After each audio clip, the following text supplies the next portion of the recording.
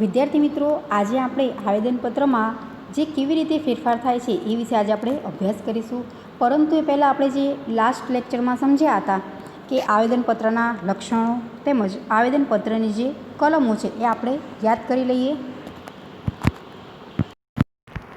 તો સૌપ્રથમ આપણે એ સમજ્યા હતા કે જે આવેદનપત્રનો અર્થ, તો આવેદનપત્ર એ શું છે? કંપનીનો એક ખૂબ જ મહત્ત્વનો તેમજ મૂળભૂત દસ્તાવેજ છે.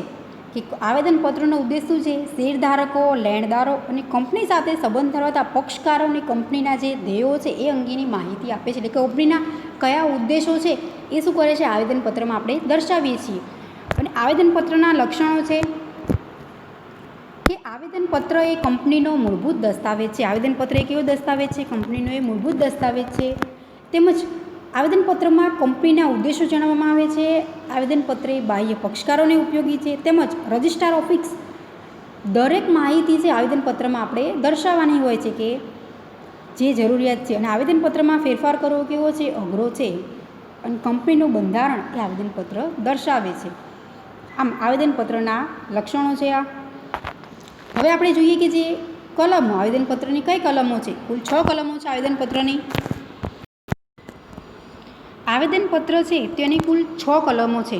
આપણે 3 કલમો છે એ સમજી ગયા છે. 3 કલમો છે એ બાકી છે સમજવાની. તો સૌપ્રથમ છે કે જે નામની કલમ, બીજી છે રજિસ્ટ્રાર ઓફિસની કલમ, ત્રીજી છે ઉદ્દેશની કલમ. આ 3 કલમો વિશે આપણે સમજી ગયા છીએ. અને હવે જે 3 કલમો બાકી છે કે જે જવાબદારીની કલમ, મૂડીની કલમ અને જે સ્થાપનાની કલમ, તો આ વિશે આપણે આજે સમજીશું. કે નામની કલમ છે એ દર્શાવવી કેવી જરૂરી છે આવેદનપત્રમાં? કે કંપનીનું નામ છે એ કેવું હોવું જોઈએ? જે હયાત કંપની છે તો એ પ્રમાણેનું એનું નામ હોવું જોઈએ નહીં. આપણે એવું યુનિક નામ જ લેવાનું છે કંપનીનું કે જે કોઈ પણ રીતે કાયદા હેઠળ અપરાધીન પણ ના હોવું જોઈએ, એ ધ્યાનમાં રાખવાનું છે. બીજું છે કે જે રજિસ્ટ્રાર ઓફિસની કલમ, કે રજિસ્ટ્રાર ઓફિસ કયા રાજ્યમાં રાખવામાં આવશે એ આવેદનપત્રમાં દર્શાવવામાં આવે છે. અને ત્રીજું છે કે જે ઉદ્દેશની, એટલે કે જે ધ્યેયની કલમ, તો એ દર્શાવવું કેવું છે? ખૂબ જ જરૂરી છે. એ સૌથી મહત્ત્વની આવેદનપત્રમાં કલમ છે એ ધ્યેયની કલમ છે, એટલે કે ઉદ્દેશની કલમ છે. હવે આપણે જોઈએ કે જે જવાબદારીની કલમ, તો જવાબદારીની કલમ છે, તો જવાબદારીની કલમ છે એને આપણે 3 ભાગમાં વહેંચી શકીએ છીએ. કે સૌપ્રથમ છે શેરમૂડી દ્વારા મર્યાદિત કંપની, બીજી છે બાંયધરી દ્વારા મર્યાદિત કંપની અને ત્રીજી છે અમર્યાદિત જવાબદારીવાળી કંપની. શેરમૂડી દ્વારા મર્યાદિત કંપની, બીજું છે બાંયધરી દ્વારા મર્યાદિત કંપની અને ત્રીજું છે અમર્યાદિત જવાબદારીવાળી કંપની.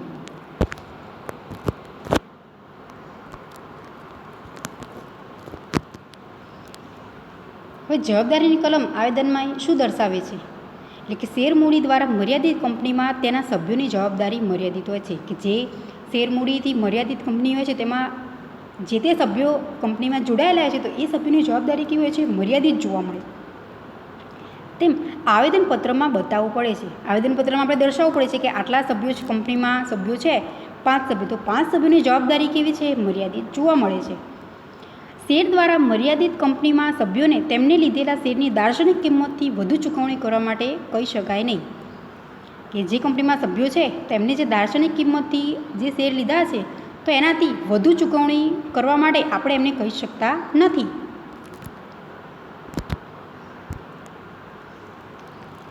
દાર્શનિક કિંમતથી વધુ ચૂકવણી માટે આપણે કહી શકીએ નહીં.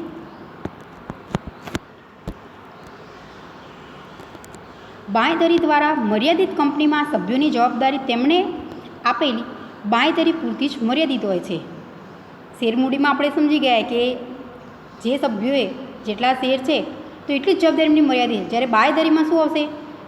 કે બાંયધરી દ્વારા મર્યાદિત કંપનીમાં સભ્યોની જવાબદારી તેમને આપેલી બાંયધરી પૂરતી જ મર્યાદિત છે. એમને શેર ગમે એટલા ખરીદી કરી હોય, પરંતુ એ પોતે કેટલાની બાંયધરી સ્વીકારે છે, એ પોતે જવાબદારી કેટલી સ્વીકારે છે, એટલી જ બાંયધરી પૂરતી એ મર્યાદિત જોવા મળશે. ત્યારબાદ આપણે જોઈએ કે જે અમર્યાદિત જવાબદારીવાળી કંપની એટલે શું? તો આપણે એને કહી શકીએ એકલ વ્યક્તિની કંપની. એની જવાબદારી કેવી છે? અમર્યાદિત જોવા મળે છે. એની જવાબદારી મર્યાદિત નથી. તો એકલ વ્યક્તિની કંપનીમાં તેનું મૃત્યુ થતાં તેની જગ્યાએ કોઈ સભ્ય કોણ થશે તેનું નામ દર્શાવવામાં આવે છે. એકલ વ્યક્તિની કંપની હોય છે તેમાં શું દર્શાવવામાં આવે છે કે એનું જો મૃત્યુ થાય છે તો એની જગ્યાએ કોણ સભ્ય બનશે એ પોતે શું કરવાનું છે, દર્શાવવાનું રહેશે. આ શું થશે, જવાબદારી છે.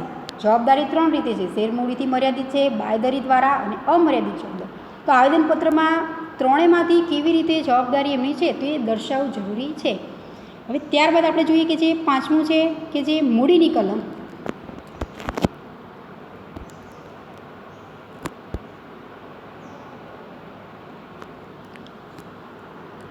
તો મર્યાદિત કંપનીમાં મૂડીની કલમ ફરજિયાત છે. જે કંપની મર્યાદિત છે, જે શેરમૂડી બહાર પાડે છે મર્યાદિત કંપનીમાં, તો મૂડીની કલમ ત્યાં કેવી છે, કમ્પલસરી ફરજિયાત છે.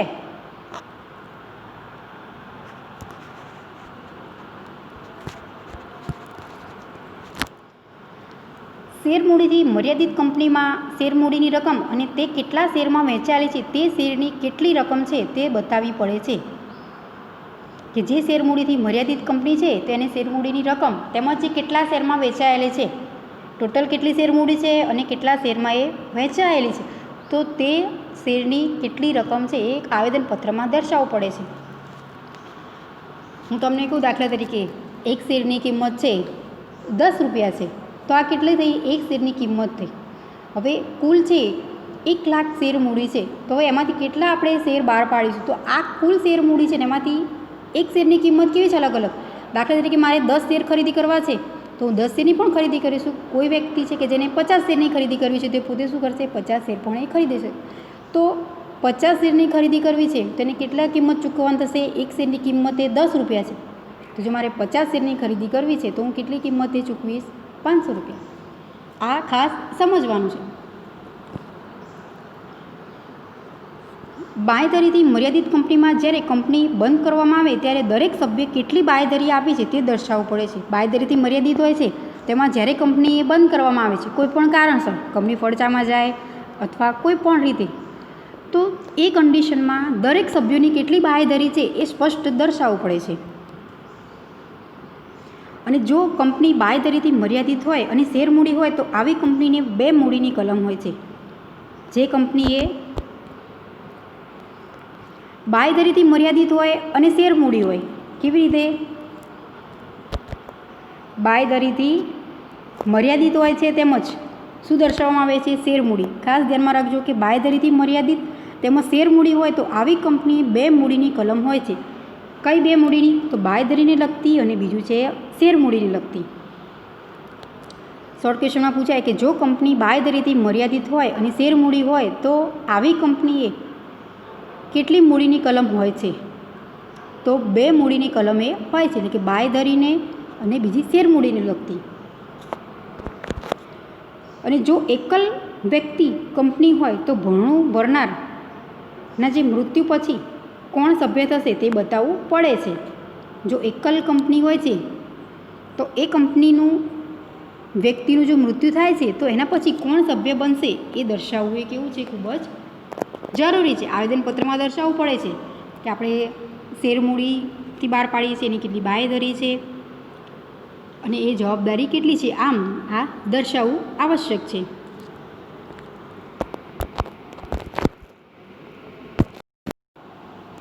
હવે આપણે જોઈએ કે સ્થાપનાની કલમ. આવેદનપત્ર છે તેમાં દર્શાવવી જરૂરી છે. તો આ કલમને ભરણાની કલમ, જોડાણની કલમ, સંઘની કલમ કે સહીની કલમ તરીકે ઓળખવામાં આવે છે. હવે સ્થાપનાની કલમ છે એને બીજા કયા નામથી ઓળખવામાં આવે છે, તો એને જોડાણની કલમ, સંઘની કલમ, સહીની કલમ કે ભરણાની કલમ તરીકે પણ આપણે ઓળખી શકીએ છીએ. જાહેર કંપની માટે ઓછામાં ઓછા 7 અને ખાનગી કંપની માટે ઓછામાં ઓછા 2 વ્યક્તિઓ કાયદાકીય રીતે માન્ય હેતુ માટે કંપનીની સ્થાપના કરે ત્યારે તેમને આમાં સહી કરવી પડે છે. હવે જાહેર કંપનીમાં કેટલા સભ્યો હોય છે અને ખાનગી કંપનીમાં કેટલા સભ્યો હોય છે. જ્યારે કંપની શરૂઆત કરવામાં આવે છે તેમાં કેટલા જોવા મળે છે આપણને સભ્યો, સ્થાપના કરવામાં આવે છે તો જાહેર કંપનીમાં કેટલા હોય છે વ્યક્તિઓ, જાહેર કંપનીમાં ઓછામાં ઓછા 7, જ્યારે ખાનગી કંપની હોય છે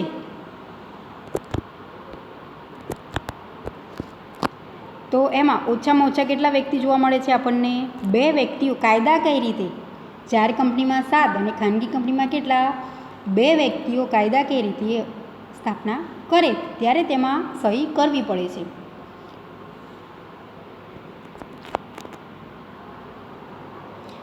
એક જ વ્યક્તિ દ્વારા સ્થાપના કરવામાં આવે ત્યારે તેને એકલ વ્યક્તિ કંપની તરીકે ઓળખવામાં આવે છે. ક્વેશ્ચન રીતે પૂછાય કે એકલ વ્યક્તિ કંપની કોને કહી શકીએ છીએ આપણે? તો એક જ વ્યક્તિ દ્વારા સ્થાપના કરવામાં આવે છે તો એને એકલ વ્યક્તિ કંપની કહેવામાં આવે છે. એમાં એક કરતાં વધુ વ્યક્તિ અથવા વધુ સભ્યો નથી હોતા. જાહેર કંપનીમાં કેટલા છે? 7 છે. ખાનગી કંપનીમાં 2 છે. પરંતુ એકલ વ્યક્તિ એટલે શું? પોતે એકલો જ જોવા મળે છે અને એક જ વ્યક્તિ દ્વારા સ્થાપના કરવામાં આવે છે એ કંપની, તો એ શું છે? એકલ વ્યક્તિ કંપની તરીકે આપણે એને ઓળખી શકીએ છીએ.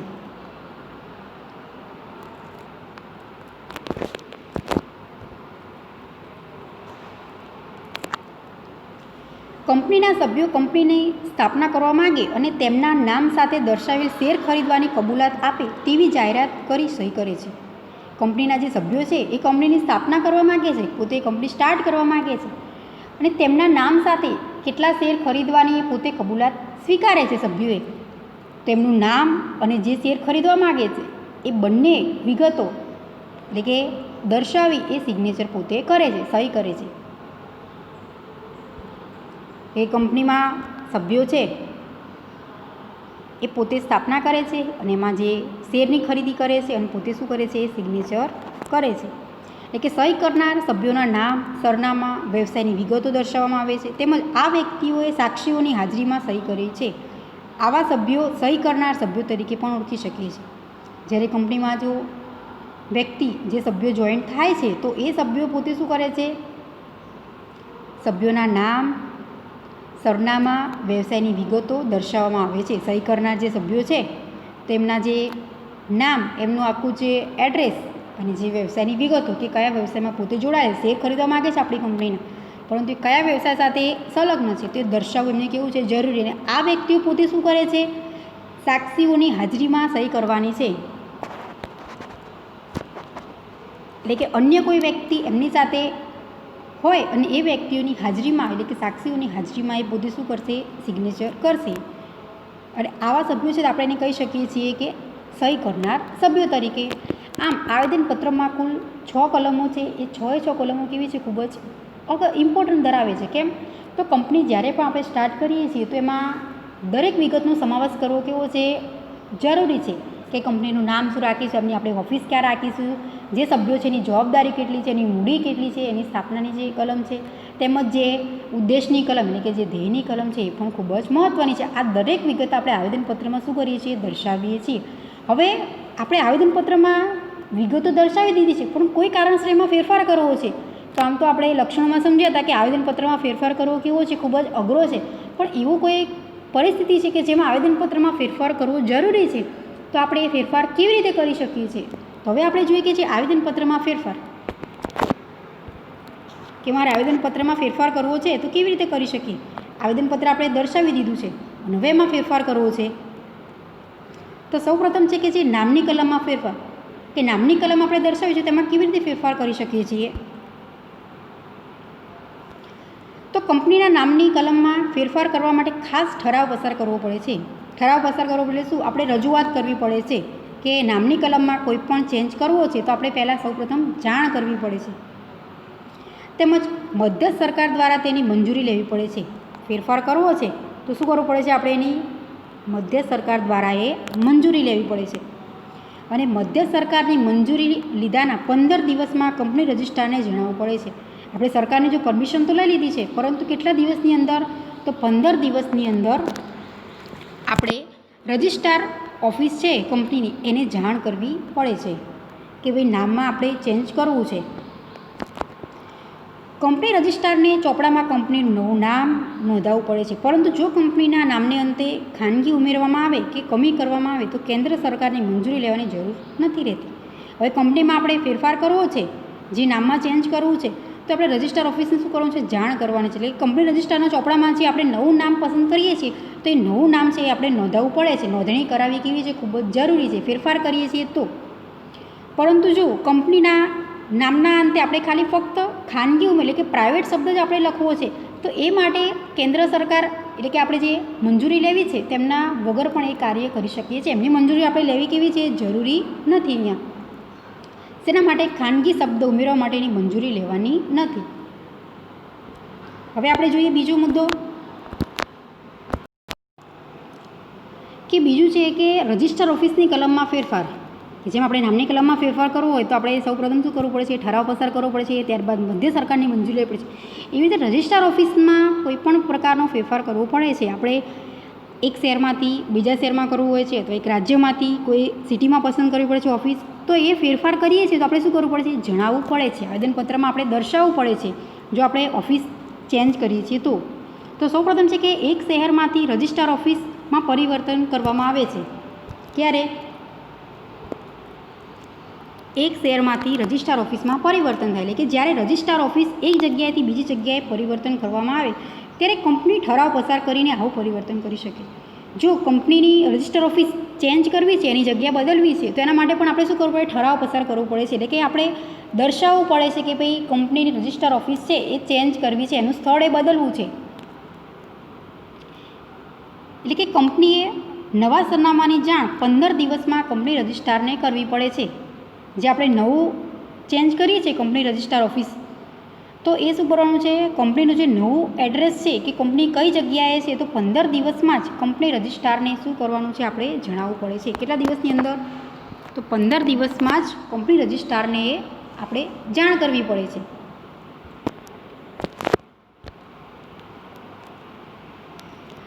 બીજું છે કે એક રાજ્યમાંથી એક શહેરમાંથી બીજા શહેરમાં રજિસ્ટર ઓફિસનું પરિવર્તન. સમજો ખાસ, આગળ આપણે સમજ્યા હતા શું હતું કે એક જ શહેરમાં રજિસ્ટર ઓફિસમાં પરિવર્તન કરવામાં આવે છે. અહીં શું છે? એક રાજ્યમાં એક શહેરમાંથી બીજા શહેરમાં રજિસ્ટર ઓફિસનું પરિવર્તન. એક રાજ્ય તો છે પરંતુ એક શહેરમાંથી બીજા શહેરમાં રજિસ્ટર ઓફિસનું શું કરવામાં આવે છે? પરિવર્તન કરવામાં આવે છે. તો ત્યારે શું કરવામાં આવશે આવેદનપત્ર? તો કંપની રજિસ્ટર ઓફિસ એક શહેરમાંથી બીજા શહેરમાં ખસેડવાની હોય ત્યારે ખાસ ઠરાવ પસાર કરવો પડે છે. જ્યારે આપણે કંપની રજિસ્ટ્રાર ઓફિસ છે એક શહેરમાંથી બીજા શહેરમાં આપણે ખસેડીએ છીએ ત્યારે પણ શું કરવું પડે છે? ઠરાવ એટલે કે જોગવાઈ પસાર કરવી પડે છે. એટલે કે જ્યારે કંપની રજિસ્ટ્રાર ઓફિસ એક રજિસ્ટ્રારના અધિકાર ક્ષેત્રમાંથી બીજા રજિસ્ટ્રારના અધિકાર ક્ષેત્રમાં પરિવર્તન કરે ત્યારે પ્રાદેશિક ડિરેક્ટર પાસે આની મંજૂરી લેવી પડે છે. હવે આપણે જોઈએ ત્રીજું કે એક રાજ્યમાંથી બીજા રાજ્યમાં રજિસ્ટ્રાર ઓફિસનું પરિવર્તન. આ શું છે? એક રાજ્યમાંથી બીજા રાજ્યમાં રજિસ્ટ્રાર ઓફિસનું શું કરવામાં આવે છે? પરિવર્તન કરવામાં આવે છે. આગળ શું હતું કે એક રાજ્યમાં પણ એક શહેરમાંથી બીજા શહેરમાં, આખું શું છે? આ એક રાજ્યમાંથી બીજા રાજ્યમાં પરિવર્તન, એક સ્ટેટમાંથી બીજા સ્ટેટમાં રજિસ્ટર ઓફિસનું પરિવર્તન કરવામાં આવે છે.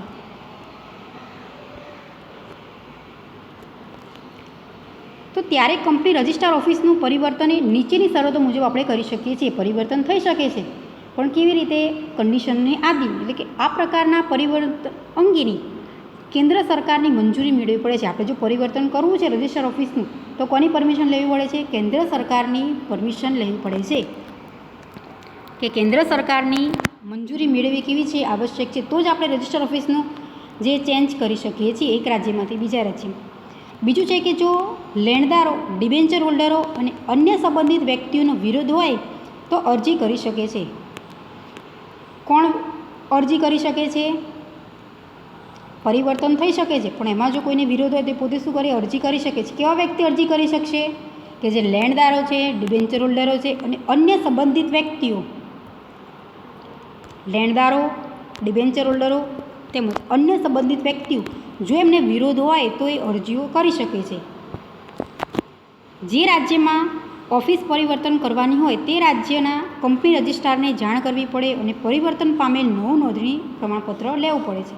એટલે કે આપણે જે રાજ્યમાં ઓફિસનું પરિવર્તન કરવું છે તો એ જગ્યાએ એ રાજ્યના કંપની રજિસ્ટ્રારને જાણ કરવાની છે. જે જગ્યાએ મારે રજિસ્ટર ઓફિસ લઈ જવી છે તો એ રાજ્યના કંપની રજિસ્ટ્રારને શું કરવાનું છે? જાણ કરવાની છે. જે આપણે સ્ટેટમાં કંપનીનું રજિસ્ટર ઓફિસ લઈ જઈએ છીએ તો ત્યાં કંપની રજિસ્ટ્રારને જાણ કરવાની છે. કોને કરવાની છે? જે તે રાજ્યના કંપની રજિસ્ટ્રારને જાણ કરવાની છે. અને નવું એ નોંધણીનું પ્રમાણપત્ર પોતે શું કરવાનું છે? આપણે ત્યાં લેવું પડે છે. જે આપણે પરિવર્તન કરી છે રજિસ્ટર ઓફિસ તો નવું નોંધણીનું પ્રમાણપત્ર એ લેવું પડે છે. એટલે કે કેન્દ્ર સરકાર તરફથી મળેલ મંજૂરીની પ્રમાણિત નકલ મળ્યા તારીખથી 30 દિવસમાં રજિસ્ટ્રારને જરૂરી ફોર્મમાં જે જરૂરી ફી સાથે આપણે રજૂ કરવાની રહેશે. આપણને પરમિશન તો મળી ગઈ છે કે આપણે જે ઓફિસ ચેન્જ કરવા માગીએ છીએ, એટલે કે કેન્દ્ર સરકાર તરફથી જે આપણને મંજૂરી તો મળી ગઈ. આપણે કોને મંજૂરી માગવાની છે? તો કેન્દ્ર સરકાર પાસે, કે ભાઈ રજિસ્ટર ઓફિસનું ચેન્જ કરવું છે. હવે જ્યારે મંજૂરી મળી જાય છે તો એ મંજૂરી મળેથી, એટલે કે એમની નકલ, એટલે શું, આપણને જે કોપી મળે છે તો એ મળ્યા તારીખથી 30 દિવસમાં જ રજિસ્ટ્રારને જરૂરી ફોર્મ, એટલે કે જે આપણે ફોર્મ ભરવાનું છે એ ફોર્મ ફિલઅપ સાથે જે ફી છે એમને જે નક્કી કરી હોય તો ફી સાથે રજૂ કરવાની રહેશે. કેટલા દિવસની અંદર? તો 30 દિવસની અંદર જ, 30 દિવસની અંદર રજિસ્ટ્રારને આપણે એ જાણ કરવાનું રહેશે. તો આ પ્રમાણે આપણે રજિસ્ટર ઓફિસની જે કલમમાં ફેરફાર કરી શકીએ છીએ.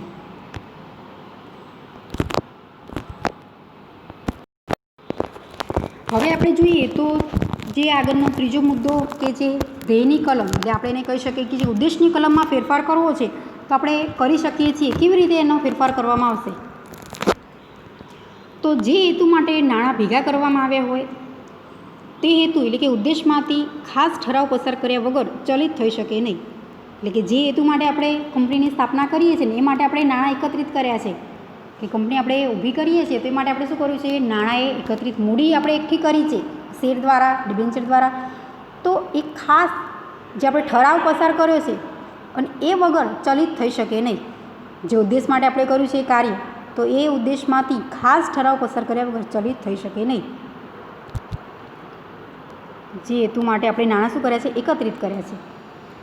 આગળ આપણે જોઈએ બીજો મુદ્દો કે જો કંપની રજિસ્ટ્રાર ફેરફાર નોંધે નહીં તો આ ફેરફાર અમલી બનતો નથી. એટલે કે આપણે જ્યાં સુધી કંપની રજિસ્ટ્રારને ફેરફાર કરવાનું કહીએ છીએ પરંતુ એ ફેરફાર જ્યાં સુધી નોંધણી નથી કરતી, નોંધે નહીં રજિસ્ટ્રાર ઓફિસ, ફેરફાર નથી નોંધતી, તો ત્યાં સુધી આ ફેરફાર છે અમલી બનતો નથી. આગળનો મુદ્દો કે બાંયધરીથી મર્યાદિત કંપની કે જેમાં શેર મૂડી ના હોય તેવી કંપની પોતાના વહેંચણીપાત્ર નફામાંથી સભ્યોને વેચવા લાયક નફા સિવાય અન્ય કોઈ ફેરફાર કરી શકે નહીં. કે જે બાંયધરીથી મર્યાદિત કંપની છે કે જેમાં શેર મૂડી ના હોય, આપણે આગળ સમજી ગયા હતા કે કંપની અલગ અલગ છે. શેર મૂડીથી પોતે શું કરે છે? મર્યાદિત કંપની છે, બાંયધરીથી મર્યાદિત જવાબદારીવાળી છે, તેમજ બાંયધરીથી મર્યાદિત જવાબદારી કંપની કે જેને શેર બહાર પાડ્યા પણ હોય અને ના પણ રજૂ કર્યા હોય, તેમજ જે અમર્યાદિત જવાબદારી કંપની છે કે જેની શેર મૂડી હોય પણ ખરી અને શેર મૂડી ના પણ હોય, તો આમ અલગ અલગ છે. તો અહીં શેર મૂડી ના હોય, બાંયધરીથી મર્યાદિત છે, પરંતુ જેમાં શેર મૂડી ના હોય, ખાસ સમજો જવાબદારી કેવી છે એની? બાંયધરીથી મર્યાદિત છે પરંતુ શેર મૂડી ના હોય તેવી કંપનીએ પોતાના વહેંચણીપાત્ર નફામાંથી સભ્યોને વેચવા લાયક નફા સિવાય અન્ય કોઈ ફેરફાર કરી શકે નહીં. કેવી કંપની ફેરફાર નથી કરી શકતી? તો એ બાંયધરીથી મર્યાદિત કંપની છે પરંતુ શેર મૂડી નથી એની પાસે, શેર મૂડી ના હોય તો એવી કંપની જે પોતાનો વહેંચણીપાત્ર નફો છે કે કંપની કેટલો પ્રોફિટ એને કર્યો છે અને એ નફામાંથી જે સભ્યોને વેચવા લાયક નફા સિવાય અન્ય કોઈ ફેરફાર નથી કરી શકતી. અને આ સિવાય ધ્યેયની કલમમાં કરેલ જે ફેરફાર છે એ અયોગ્ય ગણાશે. જો કોઈ પણ ફેરફાર કરે છે તો એ ફેરફાર કેવો ગણાશે? અયોગ્ય ગણાશે. હવે આપણે જોઈએ કે ચોથું કે જવાબદારીની કલમમાં ફેરફાર કરવો છે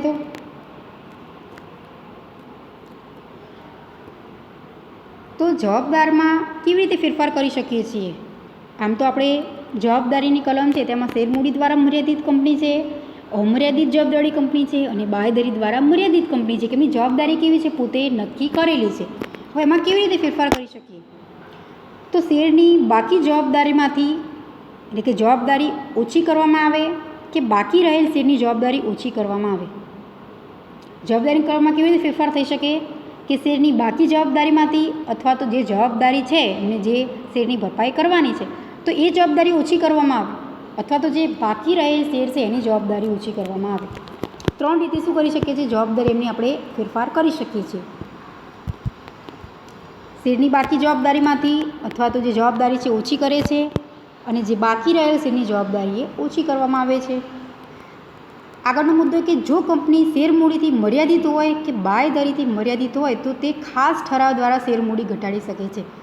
જો જવાબદારીમાં કોઈ પણ પ્રકારનો ફેરફાર કરવો છે, શેરમૂડીમાં ઘટાડો કરવો છે, તો કંપનીએ શેરમૂડીથી મર્યાદિત હોય કે બાંયધરીથી મર્યાદિત હોય તો તે ખાસ ઠરાવ પસાર કરે છે. ઠરાવ એટલે શું? એને રજૂઆત કરવાની છે, જોગવાઈ કરવાની છે પોતે, અને એ દ્વારા જ શેરમૂડીમાં ઘટાડો કરી શકે છે. એમનામ કોઈ પણ કંપની છે જાતે શેરમૂડી ઘટાડો કરી શકતી નથી. કેવી કન્ડિશનમાં એ કરે છે? જો શેરમૂડીમાં ઘટાડો કરવો છે તો શેરમૂડીથી મર્યાદિત હોય અને બાંયધરીથી મર્યાદિત હોય તો એ કંપનીઓએ ખાસ શું કરવાનું છે? ઠરાવ પસાર કરવાનો છે. અને જો અમર્યાદિત જવાબદારી કંપની છે તો એને જો ફેરફાર કરવો છે તે એને ઠરાવ પસાર કરવો પડતો નથી. પરંતુ આ બે કંપની છે તેને ખાસ જવાબદારીમાં કોઈ પણ ફેરફાર કરે તો એ જાણ કરવી જરૂરી છે. ત્યારબાદ છે આગળ છે કે જે મૂડીની કલમમાં ફેરફાર. તો મૂડીની કલમમાં ફેરફાર કેવા આપણે કરી શકીએ છીએ આવેદનપત્રમાં? આમ તો મૂડીની કલમ છે એમાં આપણે સમજ્યા કે જે બાંયધરીથી મર્યાદિત હોય અને જે શેરમૂડી ધરાવે છે, તો એ કંપનીની બે મૂડીની કલમ છે, એક તો બાંયધરીની અને બીજી છે શેરમૂડીને લગતી જે કલમ છે. તો અહીં એમને ફેરફાર કરવો છે મૂડીની કલમમાં, એટલે કે શેરમૂડી ધરાવતી મર્યાદિત કંપની છે એ તેના નિયમનપત્રમાં ફેરફાર કરવાની સત્તા હોય તો જ સામાન્ય સભામાં ઠરાવ પસાર કરી આવેદનપત્રમાં મૂડી કલમમાં ફેરફાર કરી શકે. ક્યારે ફેરફાર કરી શકે છે? કે નિયમનપત્રમાં ફેરફાર કરવાની સત્તા હોય તો જ એ સામાન્ય સભામાં ઠરાવ પસાર કરી, એટલે કે સભા જ્યારે હોય છે ત્યારે રજૂઆત કરી અને આવેદનપત્રમાં મૂડીની કલમમાં ફેરફાર કરી શકે છે. એ સિવાય ફેરફાર ના થઈ શકે. નિયમનપત્રમાં દર્શાવ્યા મુજબ જ આવેદનપત્રમાં ફેરફાર થઈ શકે છે અને એ પ્રમાણે ફેરફાર થાય છે અને આ ઠરાવ પસાર કરે છે, પોતે રજૂઆત કરે છે સભામાં, તો ત્યારબાદ કંપની મૂડીની કલમમાં એ આ પ્રમાણે ફેરફાર થઈ શકે. સૌપ્રથમ છે કે અધિકૃત મૂડીમાં વધારો કરી શકે છે. કેવી રીતે ફેરફાર થાય? તો અધિકૃત મૂડીમાં વધારો કરી શકે છે.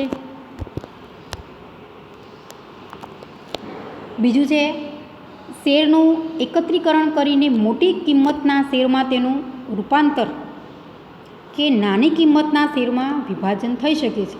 મૂડીની કલમમાં ફેરફાર કરવો છે પણ કેવી રીતે?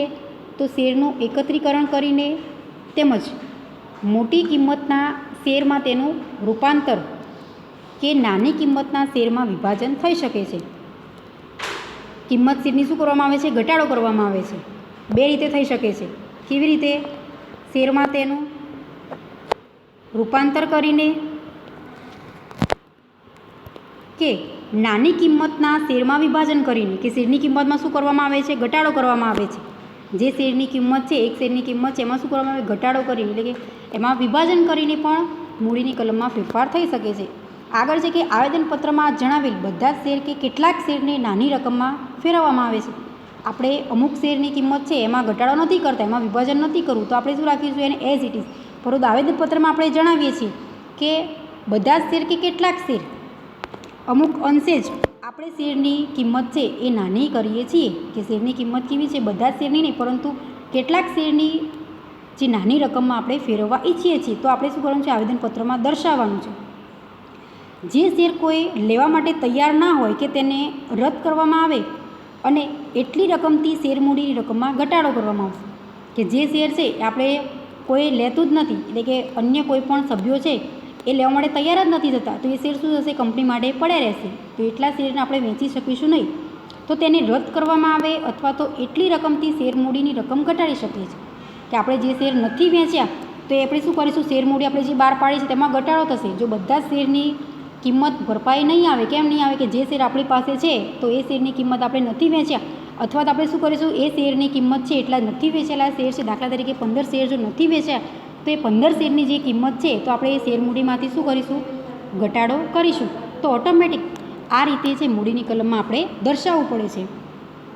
એટલે કે શેરમૂડીથી મર્યાદિત કંપની કે બાંયધરીથી મર્યાદિત કંપનીમાં ખાસ ઠરાવ પસાર કરીને શેરમૂડીમાં ઘટાડો કરી શકીએ છીએ. આપણે શેરમૂડીમાં ઘટાડો કરવો હોય તો આપણે જાતે કરી શકતા નથી. ક્યારે કરી શકીએ છીએ? કે શેરમૂડીથી મર્યાદિત કંપની કે બાંયધરીથી મર્યાદિત કંપની છે તેમાં ખાસ રજૂઆત કરીને શેરમૂડીમાં ઘટાડો કરી શકાય છે. અને આની સાથે અદાલતમાં અરજી પણ કરવી પડે છે કે તે મંજૂર થાય તો જ આ ઘટાડો શક્ય છે. આપણે જાતે એવું ના કરી શકીએ કે શેર નથી વેચાયા તો એ શેરમૂડીમાંથી આપણે એટલા શેર ઓછા કરી દઈએ તો એકંદરે શેરમૂડીની જે કિંમત છે એમાં ઘટાડો થઈ શકે. આપણે એના માટે સૌપ્રથમ અદાલતમાં જે અરજી કરવી પડે છે અને અદાલત આપણને મંજૂરી આપે છે તો જ આપણે શેરમૂડીમાં ઘટાડો કરી શકીએ છીએ. આમ મૂડીની કલમમાં ફેરફાર થાય છે, પરંતુ એ ચોક્કસ નિયમને અનુસંધાને જ આપણે શું કરી શકીએ છીએ? ફેરફાર કરી શકીએ છીએ. આમ જ્યારે આપણે ફેરફાર કરવા છે કલમોમાં, જે આપણે આવેદનપત્રમાં જે કલમોમાં આપણે દર્શાવીએ છીએ કે નામની કલમમાં ફેરફાર થઈ શકે છે, જવાબદારીની કલમમાં થઈ શકે છે, મૂડીની કલમમાં ફેરફાર કરી શકીએ છીએ, તેમજ જે ઉદ્દેશની કલમ છે એમાં પણ ફેરફાર કરી શકીએ છીએ. પણ કેવી રીતે? કે આપણે જે ખાસ જે નિયમો છે એના અનુસંધાને જ આપણે ફેરફાર કરી શકીએ છીએ. આમ આવેદનપત્રમાં જે ફેરફાર શક્ય નથી પરંતુ આપણે કરવા છે તો ચોક્કસ નિયમને અનુસંધાને આપણે કરી શકીએ છીએ.